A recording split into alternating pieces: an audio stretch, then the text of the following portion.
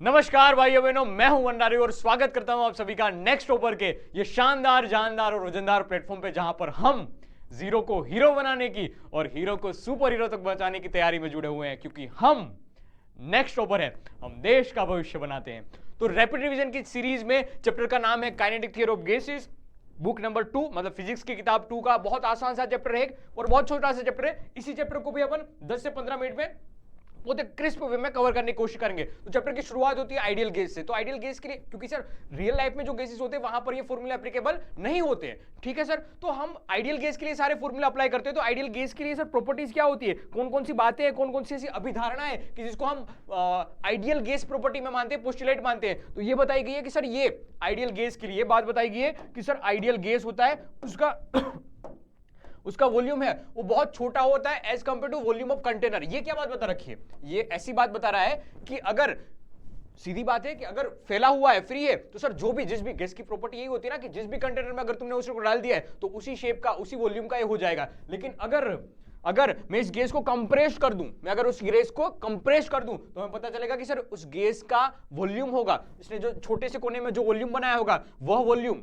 ये सारे पार्टिकल को एक जगह कोने में इकट्ठा कर दिया, तो मुझे पता चला कि ये वॉल्यूम जो ऑक्यूपाइड किया गया गैस के द्वारा वो बहुत कम है इस कंटेनर के रिस्पेक्ट में, ठीक है सर। इसीलिए बताया गया कि अगर उसको कंप्रेस करो तब, अदरवाइज कंप्रेस ना करो तब, तो जिस भी वेसल में डाला जाएगा उसी वेसल का या उसी शेप उसी कंटेनर का पूरा वॉल्यूम होगा, वो गैस के वॉल्यूम के इक्वल चला जाएगा। ये आइडियल गैस की एक प्रॉपर्टी है। उसके बाद बताया कि all molecules are continuous random motion में होते हैं, ठीक है सर। ये प्रॉपर्टी के बारे में पढ़ाते हैं, कंटीन्यूअस रैंडम मोशन में ये होते हैं गैस के पार्टिकल। अब ये रैंडम मोशन भी कैसा, तो उसके बारे में बात बताइए कि सर एक ब्राउनियन मोशन टाइप का होता है जिसको नाम दिया गया ब्राउनियन मोशन, ठीक है सर। अब ये बात बता रखी है कि सर ये अगर रैंडम टाइप के मोशन में तो आपस में कोलिजन करेंगे, तो वो हर एक टाइप का कोलिजन है, जो हर एक कोलिजन है वो हम मान के चलते हैं कि परफेक्टली इलास्टिक टाइप का कोलिजन है, ठीक है सर। ये बात भी समझ में आई। अब हम ग्रेविटी वाली बातें यहां पर इंक्लूड नहीं करते हैं, तो हमने बताई ये बातें कि सर वर्क डन या फिर work by a gravity force, इसके ऊपर कुछ नहीं होगा सर। तो ग्रेविटी क्या सर यहां पर नहीं होगी, हम इफेक्ट ऑफ ग्रेविटी को बहुत छोटा यानी कि नेग्लिजिबल करके मानते हैं।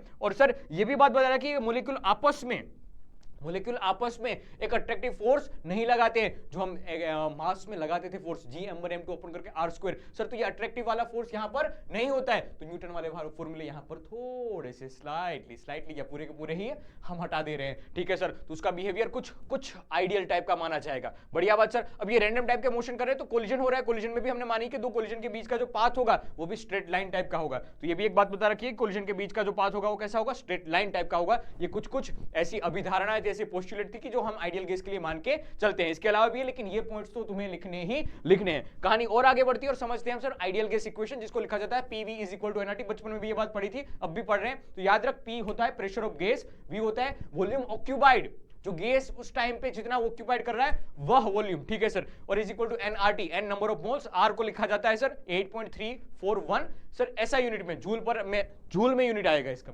जूल पर करके कुछ kg पर टेम्परेचर ऐसा कुछ आएगा, लेकिन ये यूनिट यहां से निकाला जा सकता है। हाँ सर निकाला जा सकता है, ये निकालना भी हमें आता है। और बात आती है टी टेम्परेचर केल्विन में होना चाहिए। अब यहां से थोड़ा मॉडिफाई करके हमें फॉर्मूला ये एक भी मिलता है कि P = ρRT अपन करके mW। ρRT sir density of gas है। अब एक्चुअल में देखा जाए तो PV versus NT, PV/NT versus P का ग्राफ, अगर हम इन दोनों एक्सिस पे ग्राफ ड्रॉ किया जाए प्रेशर और PV/NT का, तो हमें आइडियल गैस के लिए ऐसे स्ट्रेट लाइन टाइप का मिलता है। लेकिन रियल गैस के कंपैरिजन में देखा जाए तो ये थोड़ा सा डेविएट करेगा, रियल गैस की कंपैरिजन किया जाए तो ये थोड़ा सा डेविएट करेगा। तो अगर हम टेम्परेचर बढ़ाते जाएंगे तो हमें पता चलेगा कि सर बात बता रखी है यहां पर कि देख, real gas approaches ideal gas behaviour at a low pressure and high temperature. यहां से MCQ बनने की संभावनाएं पूरी होती है, यहां से MCQ बनने की पूरी संभावनाएं होती है मेरे भाई। याद रखिए बात कि लो प्रेशर पे और हाई टेम्परेचर पे आइडियल गैस की तरह बिहेव करने की कोशिश करता है कौन, एक्चुअल वाला गैस यानी कि रियल गैस, ठीक है। ये बात भी समझ में आ रही है। फिर हमने इसी को तोड़ के देखा था, PV = nRT में देखा, अगर T को कांस्टेंट कर दिया तो हमें पता चलेगा P = inversely proportional to 1/V, जिसको बोल्स लॉ कहते हैं, ठीक है। बात आई, अगर तुम P को प्रेशर को यहां पर कांस्टेंट कर दोगे तुम्हें पता चलेगा V = T, इसको बोला जाता है गैल्यूसेक नहीं, चार्ल्स लो, ठीक है सर। बचपन में ऐसी छोटी बातें बताई जाती थी या पूछी जाती थी, अब रेयर केस में इसको पूछा जाता है। गैल्यूसेक लो क्या होता है सर, ये तीसरा वाला V को कांस्टेंट कर दो, तुम्हें पता चलेगा P = T, ये बन गया गैल्यूसेक लो। एवोगैड्रो नंबर होता है कि सर अगर दो गैसेस सेम वॉल्यूम में ऑक्यूपाइड है, अगर दोनों का टेम्परेचर सेम है, अगर दोनों का प्रेशर सेम है, तो बताया जाएगा कि उस टाइम पे नंबर ऑफ मॉलिक्यूल्स होंगे वो दोनों गैस में सेम होंगे। इसी को हमने बोला था एवोगैड्रोस लॉ, इसी को बोला था एवोगैड्रोस लॉ। चाहो तो इसको प्रूव भी किया जा सकता है by using ideal gas equation. अरे बढ़िया बात। अब ध्यान में रखना ये है कि आइडियल गैस वगैरह जो भी तुम यूज करोगे कब यूज किया जाएगा, जब n नंबर ऑफ मोल्स कैसे हो, कांस्टेंट हो, तब ये चीज अप्लाई होती है। ये याद रखना। इसके ऊपर बेस्ड भी अच्छे क्वेश्चन फिजिक्स में भी आते हैं और केमिस्ट्री में भी आते हैं, तो सर काम का चैप्टर बन जाएगा ये। और कहानी आगे बढ़ती है और हम प्रेशर का ये डेरिवेशन पूछा जाता है, ये डेरिवेशन यहां से पूछा जाता है, याद रखना डेरिवेशन यहां से पूछा जाता है, थियोरेटिकल क्वेश्चन कि प्रेशर ऑफ गैस, जो वॉल के ऊपर लगने वाला प्रेशर, ये मॉलिक्यूल ढक ढक ढक ढक ढक ढक रैंडम मोशन कर रहे हैं, कोलिजन कर रहे हैं वॉल के साथ, तो इसकी वजह से यहां पर कितना प्रेशर फील हो रहा होगा, वो प्रेशर निकालने की मेथड हमने समझी थी, तो हमें फॉर्मूला मिला था, पूरा का पूरा डेरिवेशन वहां पर करवाया वन शॉट में, देख लेना 1/3 रो ऑफ गैस इनटू करके वेलोसिटी ऑफ, वो भी कौन सी वाली, आरएमएस वाली वेलोसिटी, कौन सी वाली, आरएमएस वाली वेलोसिटी। अब बताती है कि आरएमएस वेलोसिटी क्या होती है, रूट मीन स्क्वायर। पहला स्टेप ये था कि स्क्वायर कर दो हर एक क्वांटिटी का, v1 v2 v3 उसका स्क्वायर कर दो, उसका क्या निकाल लो, मीन निकाल लो, और तीसरा स्टेप था उसका क्या निकाल लो, रूट निकाल लो। तो रूट मीन स्क्वायर लिखने का तरीका ऐसा हुआ करता था। फिर फॉर्मूला यहीं से बनवाया, थोड़ा और मॉडिफिकेशन किया तो हमें मिल गया अंडर रूट में 3RT अपन करके मोलिकुलर मास। यहां से भी अच्छे खासे क्वेश्चन आते हैं तुम्हारी बोर्ड्स में, तुम्हारी जेईई एग्जामिनेशन में, तुम्हारी नीट एग्जामिनेशन में काम का फॉर्मूला बनेगा। इसमें और एक मॉडिफिकेशन भी किया जा सकता है, अगर तुम मान लो R is equal to KB by,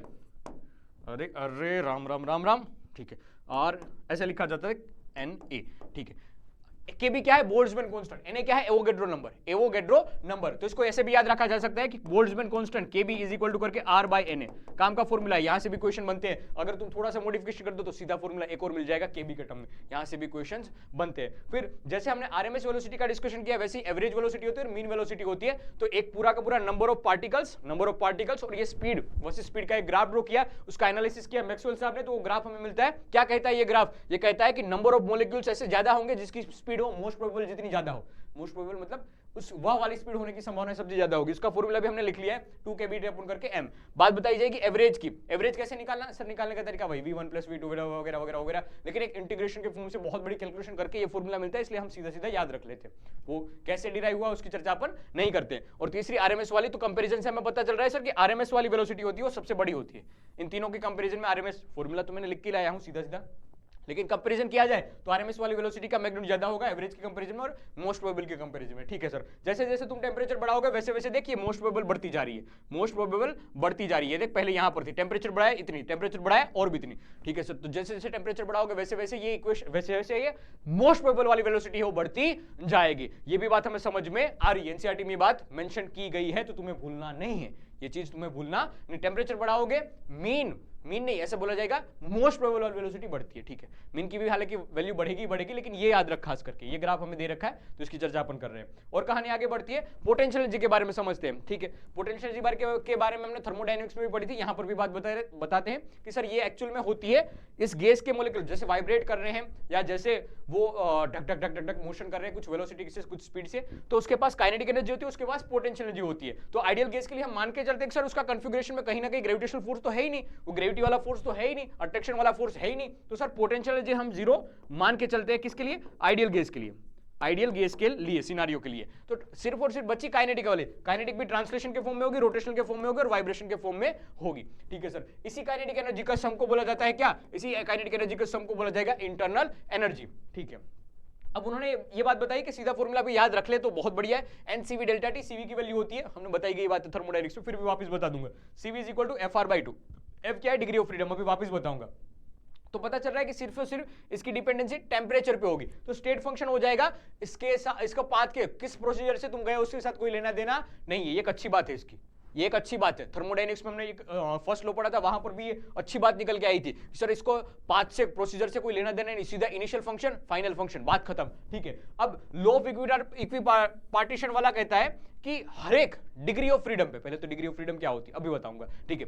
तो सर हर एक डिग्री ऑफ फ्रीडम पे एनर्जी होती है 1/2 केबीटी, 1/2 केबीटी। अब F डिग्री ऑफ फ्रीडम की बात की जाए, एक मोलेक्यूल की बात की जाए, तो उसके लिए डिग्री ऑफ फ्रीडम कुछ है, डिग्री ऑफ फ्रीडम कि जो उसके पास होगी, ठीक है सर। अभी बात करूंगा डिग्री ऑफ फ्रीडम की, तो degree of freedom F/2 KBT जितनी हो जाएगी। अगर तुम एक मोल की बात करते हो, मोलेक्यूल हटा के Na मोलेक्यूल, Na मतलब 6.022 इंटू करके 10⁻23 मोलेक्यूल, मतलब एक मोल की बात कर रहे हो, तो तुम्हें Na से मल्टीप्लाई करना चाहिए, तुम्हें Na से मल्टीप्लाई करना चाहिए। तो सर ठीक है, हमने Na से मल्टीप्लाई कर लिया, तो हमें पता चला sir Kb into Na, Kb into Na, R की वैल्यू बन गई, तो F/2 RT। और अगर n मोल की बात कर रहे हो तो अगेन से मल्टीप्लाई किया जाएगा, तो NFR/T, NFR T/2, ठीक है सर। अब डेल्टा के फॉर्म में लिखो तो देख वापस यही वाला फॉर्मूला बन गया, वापस वही वाला फॉर्मूला बन गया। ये स्टेटमेंट भी पूछा जा सकता है, यहां से थ्योरेटिकल क्वेश्चन बन सकता है, याद रखना ये बात, ठीक है सर। अब डिग्री ऑफ फ्रीडम क्या होता था sir? Number of ways to express the internal energy, to express that kinetic energy, कि सर एक्स में ऐसे मूव कर सकता है, वाई में मूव कर सकता है, जेड में मूव कर सकता है, तो ये तीन तरह से उसके पास काइनेटिक एनर्जी हो सकती है। उसके अलावा सर ऐसे रोटेट कर सकता है, ऐसे उल्टा रोटेट कर सकता है, ठीक है सर। तो ये नंबर ऑफ वेज हो गए उसके पास एनर्जी होने के। तो एक मोनोएटॉमिक की बात की जाए तो एक्स में, वाई में, जेड में, ठीक है, ऐसे हो सकता है, ऐसे हो सकता है, ठीक है। तो तीसरा ऐसे ना, तीसरे मोनोएटॉमिक हुआ ना सर, ऐसे ऐसे कैसे? मोनोएटॉमिक मतलब एक ही एटम है उसके पास, तो सर ऐसे घूमने पे उसकी मूवमेंट ऑफ इनर्शिया अच्छी खासी नहीं होगी, तो सिर्फ और सिर्फ एक्स, वाई और जेड में ही वो नाच सकता है, ट्रांसलेशन मोशन कर सकता है। इसलिए बताया गया है कि उसके पास डिग्री ऑफ फ्रीडम क्या होगी? 3 होगी। डायटोमिक की बात की जाए तो सर वो 2-3 डायरेक्शन में से भाग भुग तो सकता है, लेकिन उसके पास रोटेशनल वाली 2 ही होगी, ऐसे नाच पाएगा, ऐसे नाच पाएगा। मोमेंट ऑफ इनर्शिया एक वाले केस में बहुत कम मिलती है। कौन से वाले केस में कम मिलेगी? अगर यहीं से एक्स वाले एक्सिस पे घूमेगा तो मोमेंट ऑफ इनर्शिया कुछ अच्छी खासी नहीं मिलेगी, जिसकी वजह से यहां पर कोई काइनेटिक एनर्जी होगी, वो हम मान के रोटेशनल काइनेटिक एनर्जी बहुत नेग्लिजिबल होगी, तो उसको इग्नोर करके चलते हैं। सेम बात ट्रायटोमिक, लेकिन किसके लिए? लीनियर वाले के लिए। किसके लिए? लीनियर वाले के लिए। तो डिग्री ऑफ फ्रीडम इसमें भी लिखी जाएगी सर 3+2, लेकिन बात लिखी जाएगी नॉन लीनियर के लिए, तो सर 3 ट्रांसलेशन तो है ही है, 3 रोटेशनल भी आ जाएगी, तो 6 लिखी जाएगी, ठीक है सर। तो डिग्री ऑफ फ्रीडम की बात भी अपन ने कर ली, और कहानी आगे बढ़ती है कि सर ये सीसी क्या था? ये सीसी, तो अगर कांस्टेंट प्रेशर की बात हो रही है, जैसे हीट ट्रांसफर होती है, हीट सप्लाई होती है, तो NC डेल्टा T से अपन लिखते थे, इसको MS डेल्टा T भी लिखते हैं। C और छोटे वाले S के बीच में क्या डिफरेंस है वो भी मैंने बताया था, ठीक है, वन शॉट में। अब यहां पर बात की जाए, हालांकि मैंने ये बात मैंने बताई भी है, कहां पर? थर्मोडायनेमिक्स वाले में भी बताई है। अब C के बीच का अपन रिलेशन समझते हैं, CP क्या है, CV क्या है। तो अगर कांस्टेंट प्रेशर से किसी को हीट दी जा रही है तो उसको अपन CP लिखते हैं, अगर कांस्टेंट वॉल्यूम से उस प्रोसीजर से अगर हीट दी जा रही है तो उसको CV लिखा करते थे। तो इन दोनों के बीच का एक रिलेशन हुआ करता था, जो मेयर्स फॉर्मूले से रिप्रेजेंट किया जाता है, उसको CP - CV = R। तो वहां से हमने सीखा था कि CV को अगर तुम बोल दो FR/2, CV को बोल दो FR/2, तो ये फॉर्मूला निकल के आ जाएगा CP का क्या? F+2 F+2 R/2। इसके अलावा भी एक जनरलाइज फॉर्मूला होता है ऐसा, CP - CV = R/1 - X। ये किसके लिए होता है? पॉलीट्रोपिक प्रोसेस के लिए होता है। किसके लिए होता है? पॉलीट्रोपिक प्रोसेस के लिए होता है। जब PV⁻X = कांस्टेंट हो तब ये बात लिखी जाती है। ये भी याद रखना, यहां से भी क्वेश्चन पूछे जा सकते हैं, ठीक है। और कहानी आगे बढ़ती है एक मीन फ्री पाथ के लिए, यहां पर भी स्टार मार्क करके लिख देता हूं, ये डेरिवेशन पूछा जाता है, ये डेरिवेशन पूछा जाता है। तो सीधी सीधी सी बात अपन लिख के चल रहे हैं क्या? सीधी सीधी सी बात ये है कि अगर मीन फ्री पाथ की बात हो रही है, तो अगर मैं कांस्टेंट मान के चलूं कि सर इसी में ये वाला मॉलिक्यूल ही मूव कर रहा है, दूसरा तीसरा कोई मॉलिक्यूल मूव नहीं कर रहा है रेस्ट पे, तो फॉर्मूला बनता है n πd², अंडर रूट में, ठीक, अंडर रूट में नहीं, 1/n πd²। Mean free path क्या होता है? दो कोलिजन के बीच का सक्सेसिव डिस्टेंस, मतलब average distance between 2 successive collision, ठीक है सर। अब n πd², n क्या है? नंबर ऑफ मॉलिक्यूल्स पर वॉल्यूम, नंबर ऑफ मॉलिक्यूल्स पर वॉल्यूम, ठीक है, बढ़िया बात सर। अब अगर हम मान के चल जाए कि भाई हर एक पार्टिकल भी मूव कर रहा होगा, जरूरी थोड़ी है भाई एक ही ये मॉलिक्यूल है वो मूव कर रहा होगा, नहीं सर, ये मॉलिक्यूल भी एक्चुअल में तो मूव कर रहे होंगे, तो वहां पर रिलेटिव वेलोसिटी लिखी जाती है। रिलेटिव वेलोसिटी से हमें पता चल जाता है क्या? रिलेटिव वेलोसिटी से हमें पता चल जाएगा सर कि ये v है वो v√2 एवरेज वाला मिलता है, वहां से सिंप्लीफाई करोगे तुम्हें यहां आगे √2 मिल जाएगा। इसका प्रॉपर डेरिवेशन देखना है तो तुम्हें वन शॉट देखना पड़ेगा मेरे लाल बाल गोपाल, ये याद रख, ठीक है सर। तो ये किसकी बात थी? ये मीन फ्री पाथ की बात थी।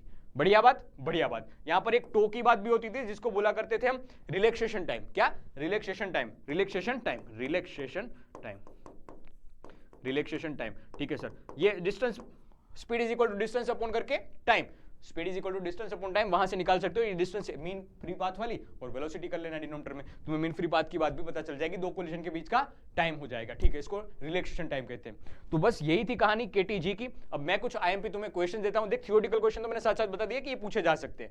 अब ऐसे क्वेश्चन है कि जो तुम्हें करने ही करने, अगर ये क्वेश्चन कर लिए तो पता चला, मतलब समझा जाएगा कि ये चैप्टर तुम्हें आ गया समझ में, कोई दिक्कत वाली बात नहीं है, तुम इस चैप्टर से क्वेश्चंस कर लोगे। तो जितने क्वेश्चन दे रहा हूं वो तुम्हें करने ही करने हैं, फिर बताना है कमेंट बॉक्स में कि हाँ ये हो पा रहे नहीं हो पा रहे। 7 क्वेश्चन है, छोटा चैप्टर है, तो मैं नहीं चाहता हूं कि इस चैप्टर से कोई छोटी सी भी बात पूछी जाए तो तुम ना करके आओ, तुम छोड़ के आओ, ऐसा नहीं होना चाहिए। इसलिए अभी जिस स्टेज पे हो उसी स्टेज पे मेहनत कर लो, थोड़ा आगे बढ़ जाओ। अब देख बात वही है कि तुमने मांगा, हमने 11 अब तक नहीं पढ़ा, कोई दिक्कत नहीं, हमने वन शॉट ले लिया, हमने पूरा का पूरा चैप्टर एक सेशन में देने की कोशिश की। कोई सेशन ऐसा था, कोई चैप्टर ऐसा था कि जिसको एक शॉट में पढ़ाता तो बहुत बहुत टाइम चला जाता, लेंथी, तो मैंने उसको भी ब्रेक करके दूसरे तीसरे चैप्टर में कंक्लूड किया, दूसरा अलग से चैप्टर भी बना लिया कोई चैप्टर का, ऐसा भी हुआ। तो तुमने 11th का बोला 11th दिया, तुमने बोला रिवीजन नहीं हो रहे हैं, अच्छी सी नोट्स बताओ, नोट्स नहीं बना पा रहे हैं, हमने नोट्स भी दिए। तुमने बोला अच्छे से रिवाइज भी नहीं हो रहा है, वीडियो नोट्स भी दे दिए। तुम बोल रहे हो अभी भी क्रिस्प में रिवीजन नहीं हो रहा है, अब ये रिवीजन वाली रैपिड सीरीज भी चला दी। अब क्या चाहते हो तुम, अब क्या चाहते हो तुम? हम एक्चुअल में तुम्हें ये चाहते हैं कि बस तू मेहनत कर, तू मांगेगा वो सब देंगे, तू मांगेगा वो सब देंगे, बस तू मेहनत कर, क्योंकि तेरे पढ़ने से बहुत कुछ फर्क पड़ने वाला है, बहुत कुछ फर्क पड़ने वाला है। तुम्हें अभी भी लगेगा कि रिजल्ट ही तो है, it's just a single paper, नहीं, बहुत कुछ बातें डिपेंड करेगी, बहुत कुछ बातें डिपेंड करेगी उसके ऊपर। तो मैं नहीं चाहता हूं कि तुम दूसरी तीसरी बातों में भटको या दूसरे वीडियो पे भटको, सिर्फ काम करता जा, पढ़ता जा। तू जो मांगेगा, हर चीज मांगेगा यहां से कि ये सर पढ़ने के लिए यहां पर दिक्कत आ रही है, आप बताओ, आप सिर्फ कमेंट बॉक्स में बताओ, पूरी कोशिश की जाएगी उसके ऊपर। बस तू सिर्फ या बस आप सिर्फ पढ़ बेटा, बहुत काम की बात है, पढ़, अभी वक्त है, पढ़ ले ढंग से। इसी के साथ सेशन का करते हैं स्वाहा।